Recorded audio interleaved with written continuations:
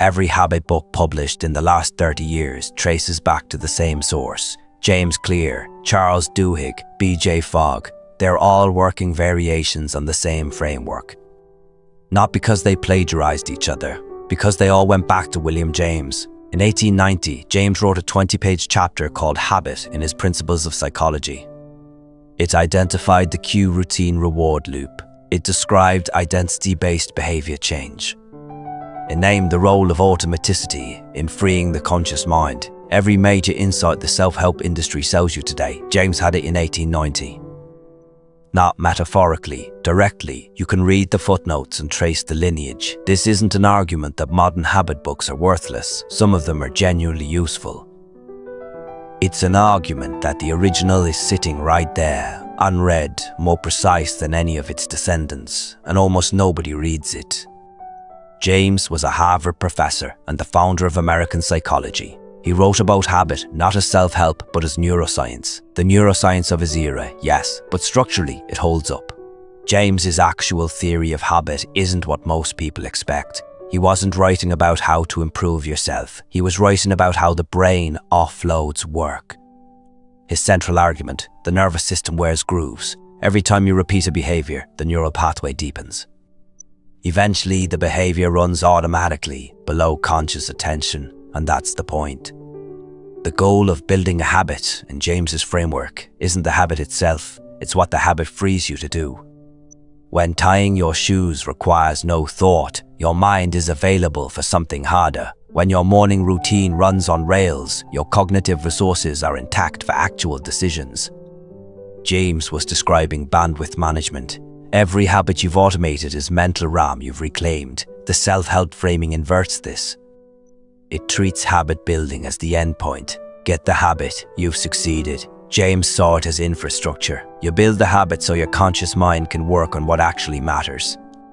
Most people who obsess over productivity systems never get to that second question. What are you actually freeing yourself for? That question is the real one. James knew it. The genre mostly ignores it. Here's the part nobody wants to hear. James wrote this directly. Could the young but realize how soon they will become mere walking bundles of habits, they would give more heed to their conduct while in the plastic state.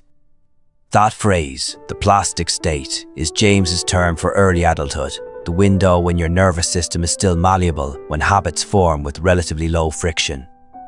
By your mid-20s, he argued, your character is largely set, not completely, not irreversibly. But the grooves are deep, and cutting new ones requires substantially more effort than it did at 19. This is why New Year's resolutions have a failure rate that's almost comically consistent across decades of research.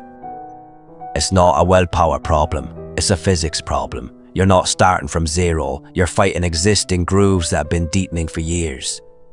The behavior you want to change isn't just a choice you keep making.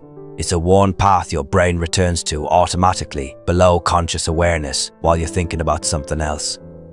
James understood this in 1890. The self-help industry mostly pretends it isn't true because admitting it would complicate the sale. Change is possible. James never said otherwise. He said it's harder than you think, and the cost of ignoring that fact is paid by everyone who tries the easy version first. James did give practical advice. 2 rules, stated plainly. First, never suffer an exception in the early period of a new habit. Not once. He was unambiguous about this.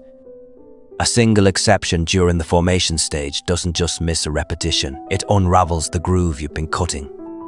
Every time you make an exception, you're not maintaining a habit with one gap. You're teaching your nervous system that the exception is available. James called this the most important rule.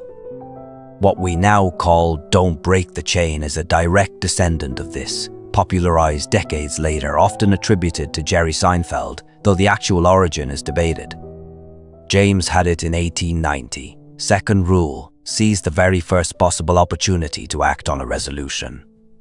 Begin immediately, not Monday, not next month, not when conditions are better. Now, the logic here is precise.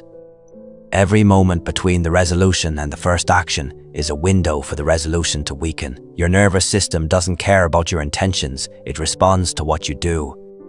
The resolution that goes unacted on the first day is already a different, weaker thing than it was when you made it.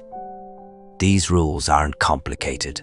They're also not obvious, not in 1890, before behavioral psychology existed as a field. James derived them from watching how the nervous system actually works. Every time you automate a behavior through habit, you reclaim something. Attention, cognitive bandwidth. The mental energy that used to go into deciding whether to do the thing is now available for something else. That's the mechanism James described. But there's a question underneath that mechanism he's actually asking, and it's one the self-help genre almost never reaches. What are you freeing yourself for? Most people who build disciplined routines fill the reclaimed space with more optimization.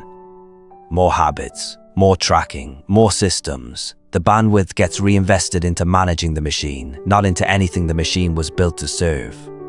James's chapter on habit sits inside a larger work about psychology, about consciousness, attention, will, the nature of mind. He wasn't writing a productivity manual. He was describing how the human nervous system manages its own limitations so that conscious attention can be directed towards something that matters.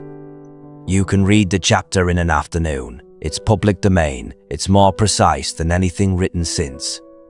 But the more useful exercise might be stopping before you open it and answering that question honestly.